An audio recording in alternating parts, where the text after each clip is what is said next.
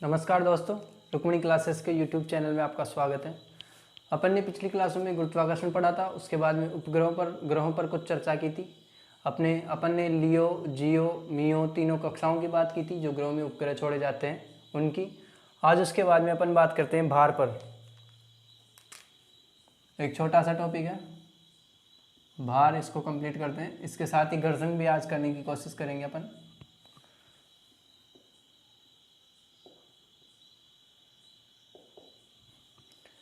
सबसे पहले ये देखते हैं कि भार क्या होता है और भार में और द्रव्यमान में वास्तव में क्या अंतर है।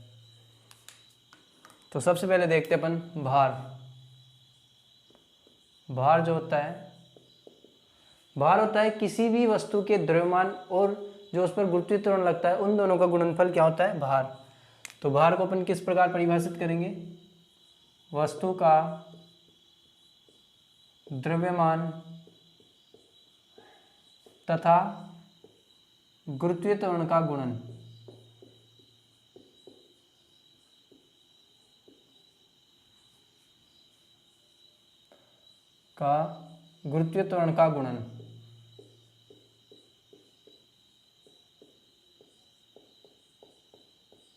तो वास्तव में जो द्रव्यमान होता है वो द्रव्यमान भार से अलग होता है। तो भार को अपन W से डिनोट करते हैं। इसका सूत्र अपन लिख सकते हैं W बराबर mg। जी की जगह अपनी कई बार ma इस्तेमाल करते हैं तो वो F हो जाता है, उसको अपन बल बोलेंगे। तो W भी एक प्रकार का क्या है, बल है। इसका मात्रक भी न्यूटन हो जाएगा, जैसे बल की तरह होता है।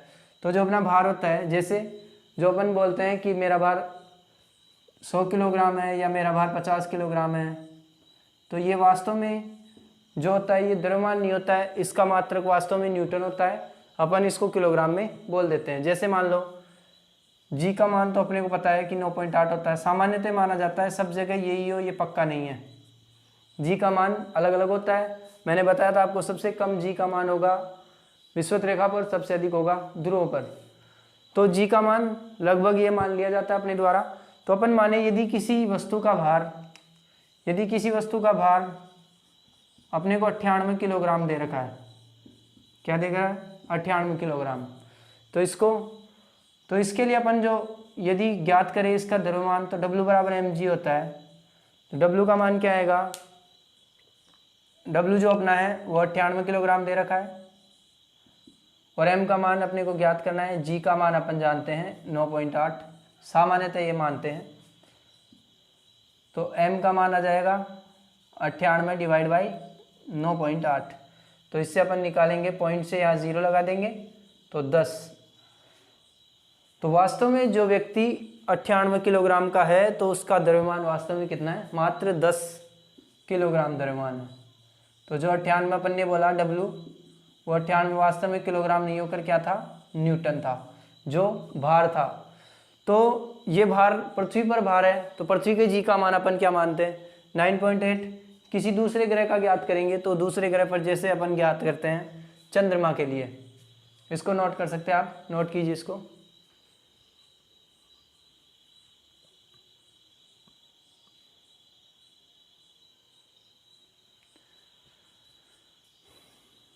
अब जैसे ये जी अपन ने जो है पृथ्वी पर लिया, यदि अपन चंद्रमा की बात करते हैं तो चंद्रमा पर जो जी का मान है, जो गुरुत्वीय त्वरण है चंद्रमा का, वो पृथ्वी के गुरुत्वीय त्वरण से 1/6 गुना है, या पृथ्वी के गुरुत्वीय त्वरण का 6वां भाग है। जो जी है चंद्रमा का उसको जी डैश से डिनोट कर देते हैं अपन, जी डैश या जी एम लिख देते हैं, एम फॉर मून।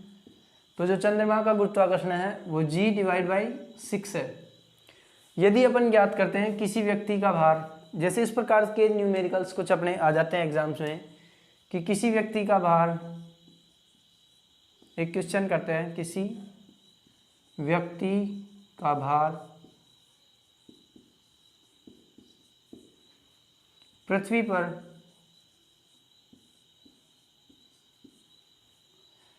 60 किलोग्राम या 60 न्यूटन लिखते हैं इसको, भार को 60 न्यूटन है, तो चंद्रमा पर भार ज्ञात करें। चंद्रमा पर भार ज्ञात करें।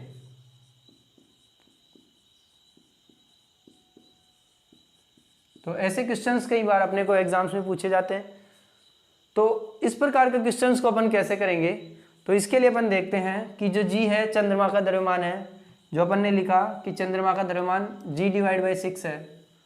तो अपने को ये पता है कि W जो होता है, भार जो होता है, किसी भी वस्तु का जो भार होता है वो होता है W = mg।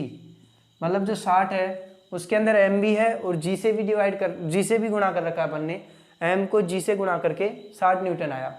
ये अपना W था, तो इसका मान W का मान कितना दे रखा अपने को, 60 न्यूटन।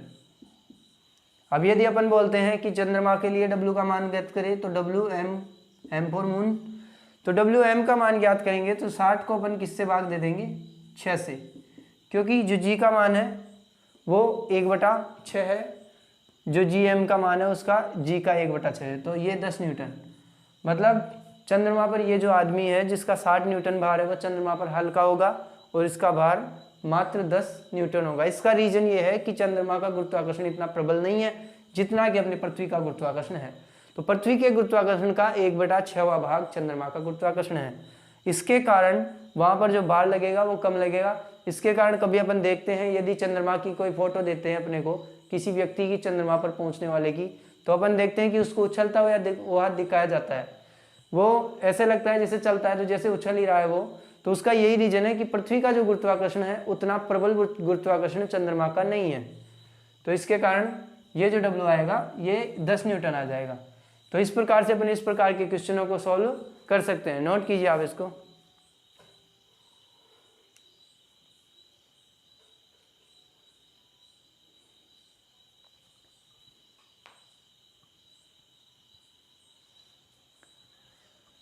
अब जो भार है, भार से संबंधित अपन कुछ अनुप्रयोग करते हैं। जैसे लिफ्ट की बात करते हैं, तो लिफ्ट में किस प्रकार से अलग अलग स्थितियां बनती है और किस प्रकार से अपने को वास्तविक भार और जो आभासी भार होगा उसमें अंतर नजर आता है, वो अपन देखते हैं।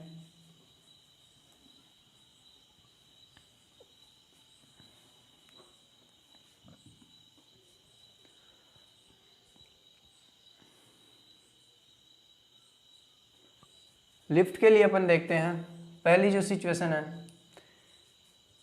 जैसे मान लो कि कोई लिफ्ट है,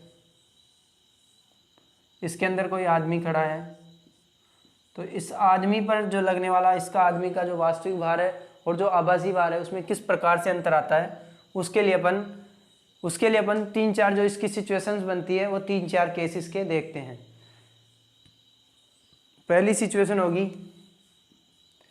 यदि जो व्यक्ति है वो एक समान वेग से, व्यक्ति नहीं, जो लिफ्ट है एक समान वेग से ऊपर की ओर जा रहा हो, एक समान वेग से ऊपर की ओर जा रहा हो।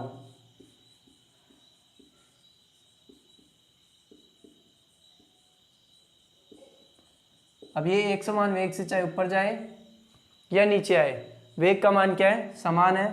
तो अपने लिए जो भार था अपना W क्या था, W बराबर था mg, W बराबर mg। अब g की जगह यहाँ यदि त्वरण होता तो त्वरण को g में से या तो घटाते या जोड़ते। जैसे मान लो लिफ्ट भी यदि ऊपर जा रही है, किससे, लिफ्ट जा रही है मान लो a त्वरण से और g त्वरण नीचे की ओर लग रहा है। यदि ये दोनों विपरीत दिशा में है तो ये जुड़ जाएंगे दोनों आपस में, मतलब a को g में जोड़ देंगे। और यदि दोनों एक ही दिशा में जाएंगे, जैसे a भी नीचे आ रहा है g भी नीचे आ रहा है, तो इस स्थिति में क्या करेंगे, g में से अपन a को घटा देंगे। तो इस प्रकार से अपन देखेंगे। लेकिन यहाँ पर ये बोल रहा है कि एक समान वेग से, मतलब v क्या है, कांस्टेंट है, v कांस्टेंट है। और जब v कांस्टेंट होता है तो अपना क्या होता है, a का मान, v कांस्टेंट है,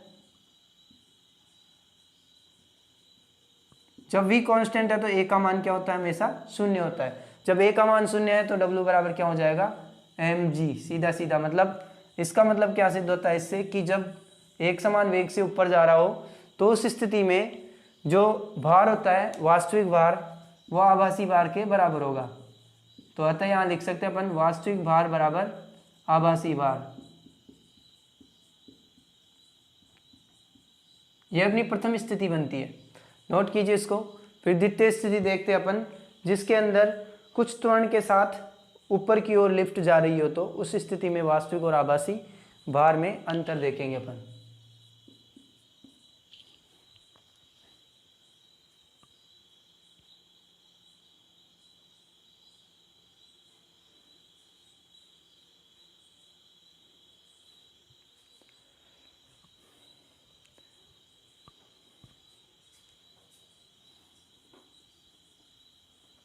या लिखते हैं लिफ्ट कुछ त्वरण से, मतलब इस बार कुछ त्वरण दे रखा अपन, लिफ्ट कुछ त्वरण से, उस त्वरण को अपन ए मान लेते हैं। जो ए त्वरण है उससे यदि लिफ्ट ऊपर की ओर जा रही है तो इस स्थिति में क्या सिचुएशन बनेगी, तो जो अपना भार होगा वो वास्तविक भार और आभासी भार में क्या अंतर आएगा, ये चीज अपन देखते हैं।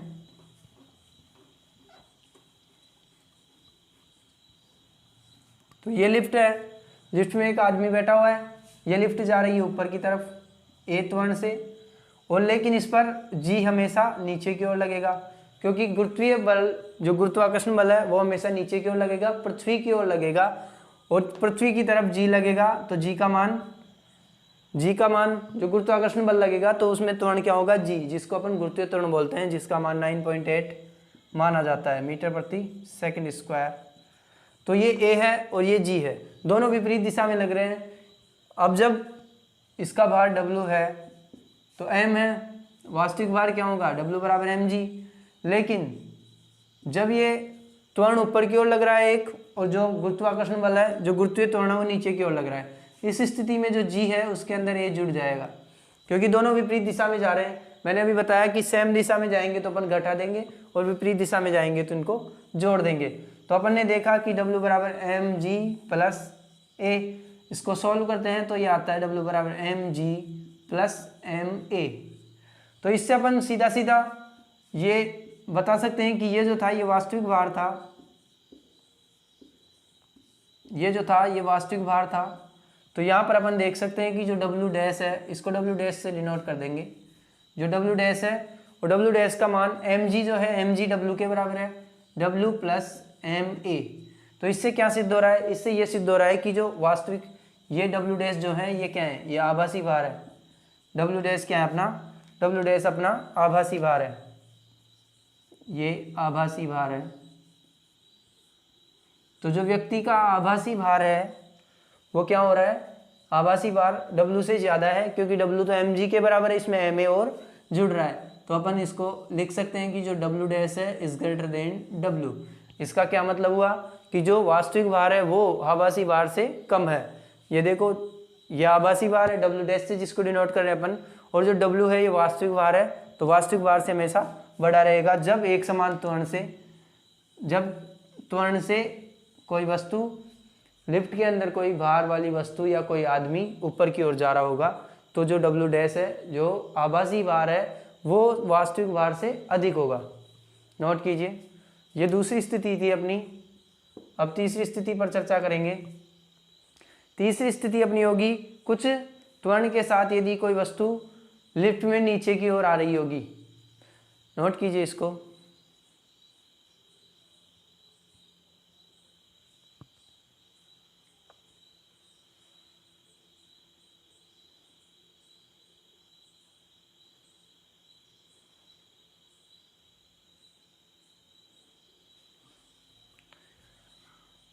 अब दूसरी स्थिति देखते हैं, कुछ त्वरण से नीचे की ओर आ रही है जो वस्तु है अपनी, mg तो वास्तविक भार रहेगा ही, ये आभासी भार जो है वो चेंज होगा, वो देख लेते हैं अभी।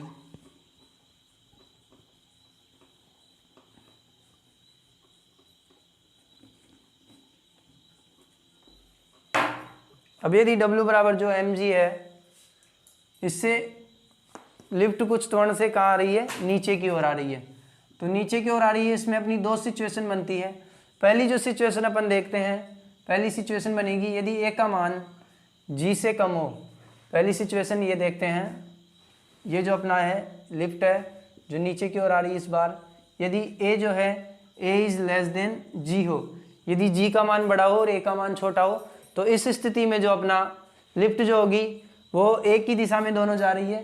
तो एक दिशा में जाने पर मैंने कहा कि घटाना पड़ेगा अपने को, तो g का मान बड़ा है तो g में से a को घटाना पड़ेगा। तो यहाँ पे जो अपना करेक्शन अपन ने करना है वो ये है कि जो mg है g में क्या हो जाएगा, g में से a घट जाएगा। इस स्थिति में अपने को साफ नज़र आ रहा है कि जो W डैश का मान है वो आ जाएगा अपना mg माइनस ma। तो इससे अपन देख सकते हैं कि जो mg है वो तो W के बराबर था जो कि अपना वास्तविक भार था, इसमें से ma घट गया, जो W डैश अपने को प्राप्त हो रहा है। ये आभासी भार है, तो आभासी भार सीधा दिख रहा है कि जो अपना वास्तविक भार था उससे कम नजर आ रहा है अपना आभासी भार। तो ये क्या है, आभासी भार।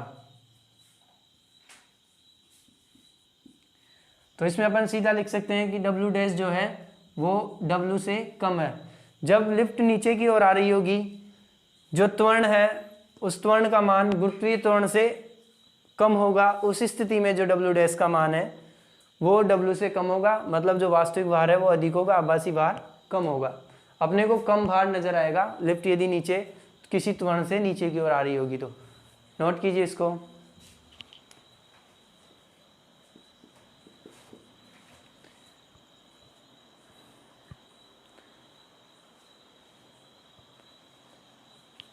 इसी का जो दूसरा देखते हैं, ये तो ए था जिसमें लिफ्ट जो थी उसका जो जी का ए का मान था वो जी से कम था। अब इसी का दूसरा इधर देख लेते हैं अपन कि यदि ए का मान ज़्यादा हो जी से, तो इस स्थिति में क्या होगा, जो डब्ल्यू तो था एम जी, जो अपना डब्ल्यू था वो क्या था एम जी, तो अब जो आएगा वो डब्ल्यू डैश आएगा, वो आएगा अपना एम ए माइनस जी। तो इसको अपन देख सकते हैं कि जो M A minus M G मतलब डब्ल्यू डैश, तो डब्ल्यू डैश का मान किस प्रकार हो जाएगा, एम ए क्या है, एम ए तो अपने को एम ए ही लिखना है क्योंकि जो अपना त्वरण है वो गुरुत्वीय त्वरण से ज़्यादा है। अब इसमें से m घटा देंगे तो अपन देखेंगे कि जो m का मान है, जो डब्ल्यू डैश का मान है वो किसी दूसरे जो अपना मान आ रहा है, सॉरी ये m नहीं है w आएगा, तो ये w का मान ऑलरेडी छोटा है। तो ये देख सकते हैं इस प्रकार से अपने, जब ये स्थिति होगी, ये जो स्थिति होगी, तो इसमें अपन देखते हैं कि वस्तु जो है, वस्तु या जो भी व्यक्ति होगा लिफ्ट के अंदर वो छत से चिपक जाएगा। नेगेटिव में आ गया जो भार है ना, जो वास्तविक भार था अपना, वास्तविक भार नेगेटिव में आ गया, और जो अब भार है उसमें से जो नया त्वरण था उसमें से नेगेटिव में जा रहा है। इसके कारण ये क्या होगा, जो वस्तु होगी वो छत से चिपक जाएगी। किसकी छत से चिपक जाएगी, ये जो अपना लिफ्ट है उस लिफ्ट की छत से चिपक जाएगी।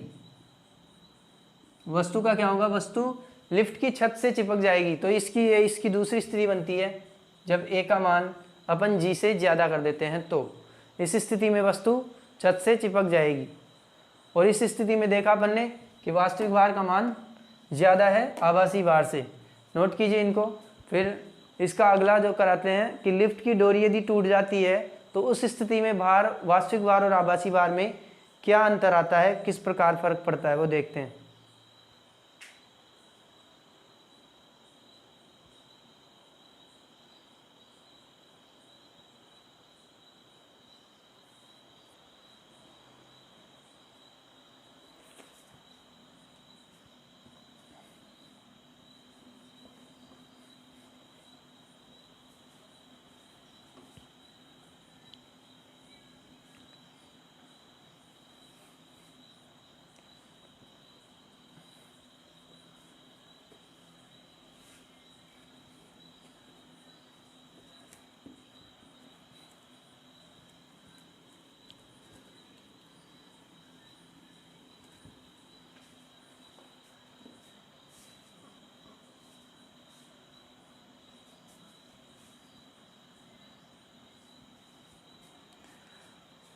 लास्ट का जो अपना चौथा है वो है यदि लिफ्ट की डोरी टूट जाती है, यदि लिफ्ट की डोरी टूट जाती है, लिफ्ट की डोरी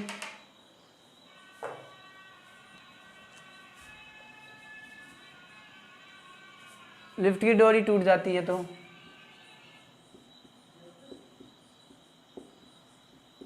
उस स्थिति में क्या होगा, ये जो अपनी लिफ्ट है, लिफ्ट में जो आदमी बैठा है, यदि ये लिफ्ट की डोरी टूट जाती है तो जिससे जो लिफ्ट नीचे की ओर जा रही थी वो लिफ्ट अब स्वतंत्र रूप से नीचे की ओर गिरेगी। तो इस स्थिति में जो डब्ल्यू था अपना, पहले डब्ल्यू बराबर एम जी था, लेकिन जो डब्ल्यू डैश अपना होगा वो एम जी माइनस जी हो जाएगा। क्योंकि इसका क्या कारण है कि एक तो पृथ्वी का गुरुत्वाकर्षण लग रहा है, दूसरा जो लिफ्ट है वो भी टूट गई है, उसकी डोरी टूट गई है, जिसके कारण वो भी गुरुत्वाकर्षण के प्रभाव में ही नीचे की तरफ आ रही है। तो जी में से जी गया तो m 0, इसको डिवाइड मल्टीप्लाई करेंगे तो क्या आ जाएगा, 0 आ जाएगा। तो W डैश का मान क्या होगा, 0। ये था अपना वास्तविक भार,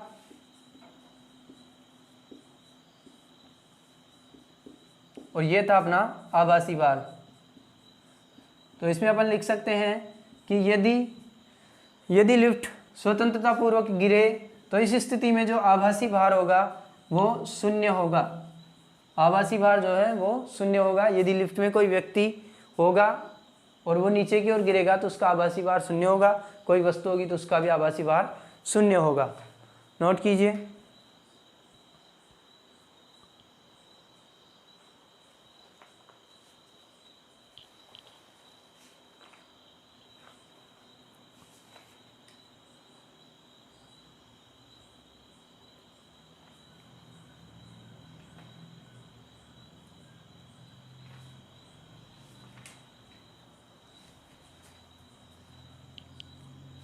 आगे देखते हैं अपन घर्षण। भार वाली जो स्थिति है, लिफ्ट की जो 3-4 स्थितियां बनती हैं वो मैंने सब बता दिया आपको। अब देखते हैं घर्षण कि घर्षण क्या होता है।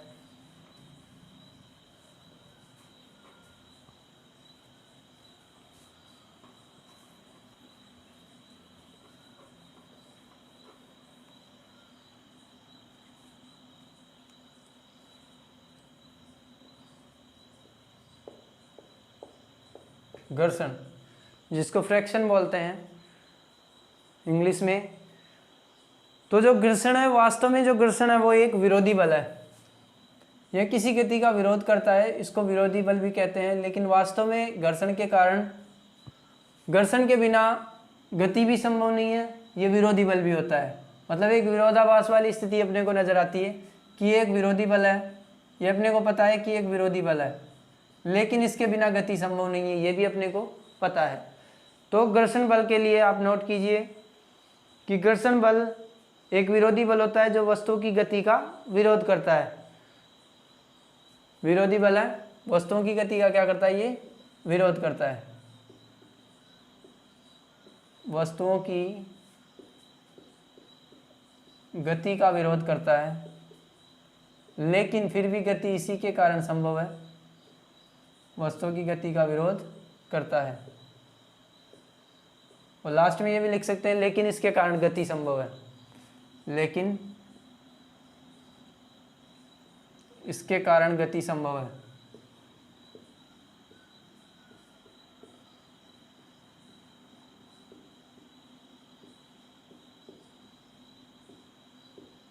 तो ये अपना घर्षण होता है। मतलब एक घर्षण एक ऐसा बल है कि जो विरोधी भी होता है, उसके साथ साथ वो गति में भी सहायक होता है।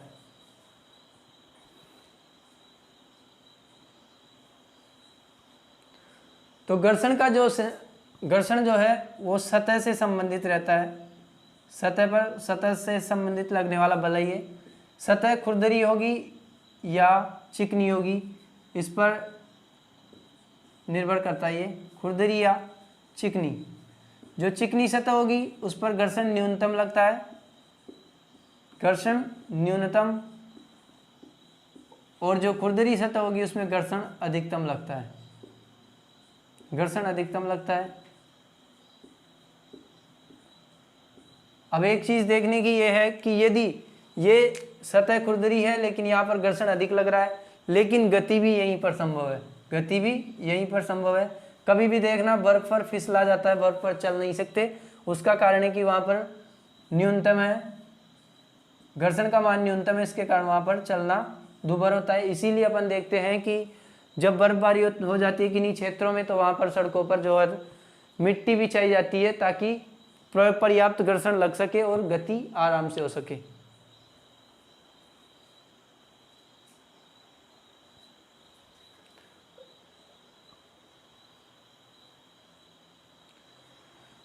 तो घर्षण जो है, घर्षण के प्रकार अपन पढ़ते हैं हम।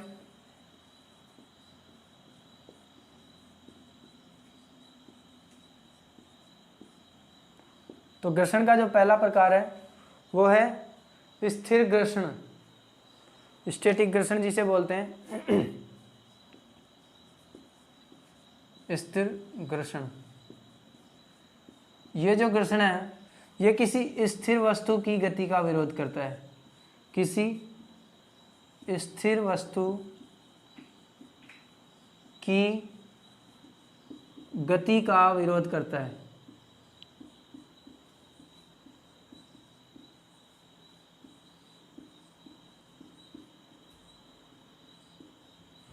जैसे ये कोई वस्तु रखी है, स्थिर अवस्था में है, ये सतह है, सतह से अपन इस व्यक्ति वस्तु पर बल लगाएंगे तो इस बल का जो विरोध करेगा, यहाँ पर जो इस बल का जो विरोध करेगा वो इन दोनों सतहों के मध्य जो अपनी वस्तु उसकी सतह और जो सतह है जमीन की, उन दोनों के मध्य जो बल लगेगा ये होगा स्थिर घर्षण, जिसे एस से अपन डिनोट करेंगे,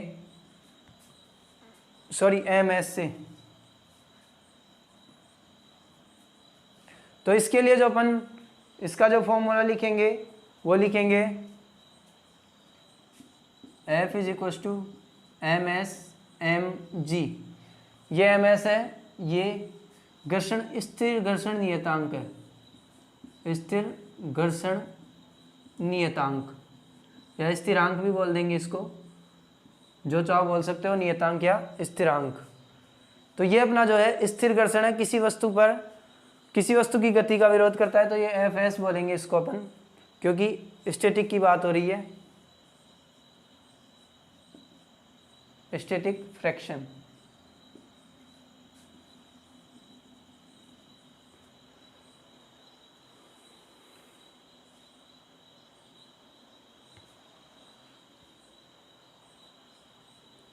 जो अपना एम हो गया, एफ एस जो हो गया वो तो अपना बल हो गया, स्थिर घर्षण के लिए बल, स्थिर घर्षण बल। जो एम हो गया, सॉरी एम एस हो गया, वो स्थिर घर्षण नियतांक हो गया, ये बता दिया। और जो एम है वो द्रव्यमान है, और जो जी है वो अपना गुरुत्वीय त्वरण है।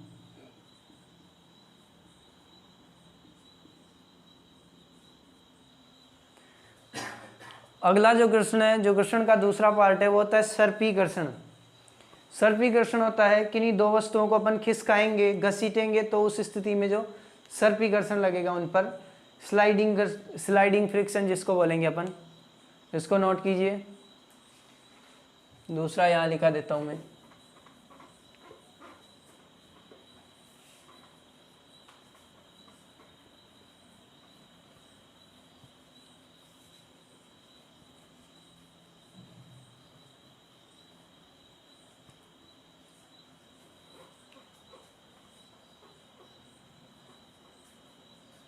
दूसरा है सर्पी घर्षण।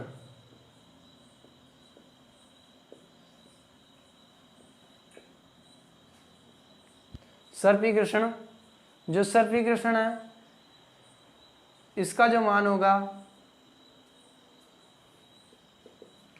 वस्तु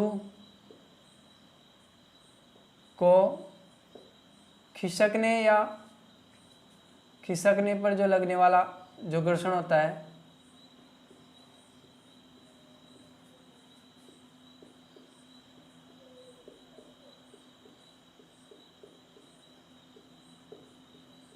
या घसीटते हैं किसी वस्तु को, तो उस समय सर्पी घर्षण लगता है।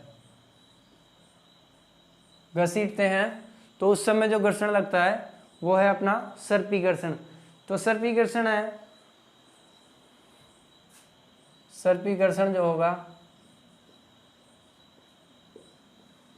वो होगा अपना Vs इंटू डब्ल्यू।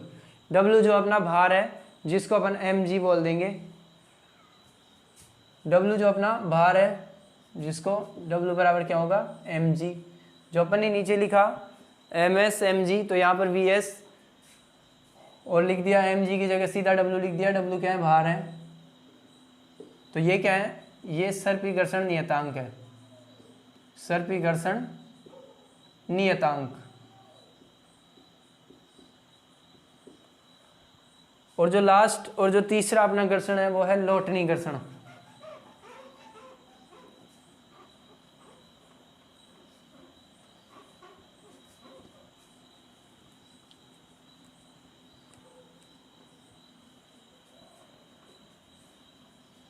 जो तीसरा अपना घर्षण है वो है लॉटनी घर्षण।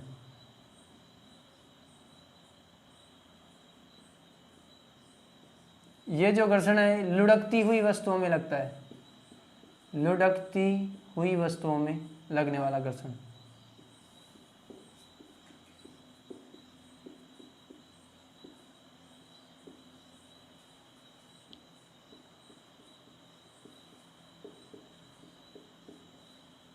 जैसे बात करते हैं अपन किसी नत तल की, नत तल पर कोई वस्तु यदि लुढ़क रही है तो उस पर कौन सा बल लगेगा, उस पर जो घर्षण लगेगा वो लॉटनी घर्षण लगेगा।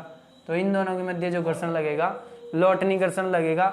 तो जो लॉटनी घर्षण है, तो लॉटनी घर्षण किसी वस्तु के नीचे बॉल या पहिए लगाकर चलाना होता है। सेम उसी प्रकार से यदि वस्तु लुढ़क रही है तो इस पर क्या लगेगा, इस पर जो लगने वाला घर्षण होगा वो लॉटनी घर्षण होगा।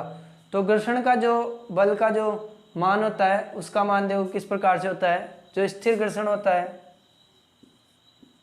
स्थिर घर्षण होता है, इसका मान सर्वाधिक लगता है, इससे कम सर्पी घर्षण का मान लगता है और उससे कम लॉटनी घर्षण का मान लगता है, लॉटनी घर्षण। तो जो ये है अधिकतम घर्षण और ये जो है अपना न्यूनतम घर्षण। तो अपन घर्षण पर चर्चा करें अपन ने, तो अपन ने देखा कि घर्षण शुरुआत में जैसे घर्षण की परिभाषा बताई तो मैंने कहा था कि घर्षण किसी बल का विरोध करता है लेकिन इसके कारण ही गति संभव हो पाती है। तो ये एक प्रकार से वरदान और श्राप दोनों है। तो कई बार जैसे मशीनों में घर्षण को कम करने के लिए अपन स्नेहक का प्रयोग करते हैं।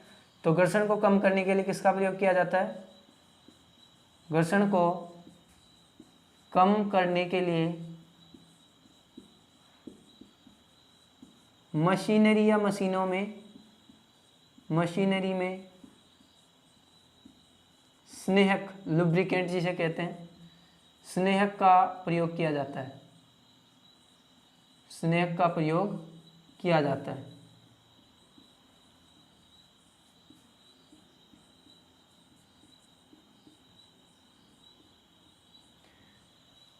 और बेरिंग का भी प्रयोग किया जाता है जिसे बॉल बेरिंग कहते हैं, बॉल बियरिंग का प्रयोग। ये घर्षण को कम करने के उपाय हैं, बॉल बियरिंग का प्रयोग। स्नेहक के रूप में हम विभिन्न प्रकार के तेल या फिर जो ग्रेफाइट होता है वो काम में लेते हैं। ग्रेफाइट थोड़ी भारी मशीनरी के लिए काम में लिया जाता है और जो ग्रीस होता है या फिर ऑयल होते हैं वो अपनी सामान्य मशीनरी के लिए जैसे गाड़ियों के लिए इस्तेमाल किया जाता है। तो आज अपन ने पढ़ा भार और घर्षण, दोनों चीज़ें पढ़ ली। तो आज के लिए धन्यवाद आपका, आगे नेक्स्ट क्लास में करेंगे अपन।